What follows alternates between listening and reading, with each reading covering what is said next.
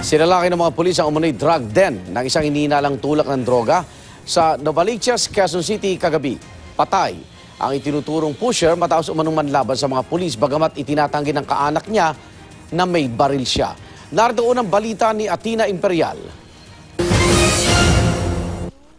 Hindi man daw nasaksihan ni Eddie Nacion ng umano'y panlalaban sa mga pulis ng kanyang kapatid na si Melton Nacion alias Saddam. Naniniwala siyang hindi nanlaban sa otoridad ng kapatid, lalo pat wala raw itong baril.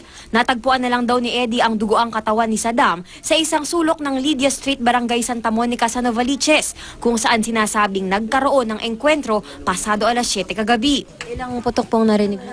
Na bali, 6 na putok. Hindi na ako lumabas eh. Kasi mga pulis nandiyan sa kanto.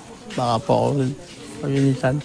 Pero ayon sa mga pulis ng QCPD Station 4, nakatunog daw si Saddam na papunta sa kanilang drug den ang mga pulis. Kaya inunahan na raw nitong binaril ang mga pulis. A concerned citizen lumapit doon sa kanya, informing him that a shabu session or pot session ongoing doon nangyayari doon sa isang bahay. When they approach doon sa bahay, yung isa immediately pulled his handgun and shot the approaching operatives.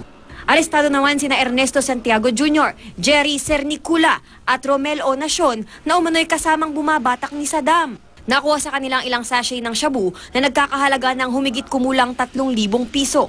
Aminado naman sila na gumagamit sila ng shabu pero hindi ng mga oras na iyon. Nasa video kayo nakalista kita sila kanina. Susulag sa namin yung kasal. Nakita daw kayo eh. Na nagsashabu? Nakuhanan kayo ng shabu? Wala po.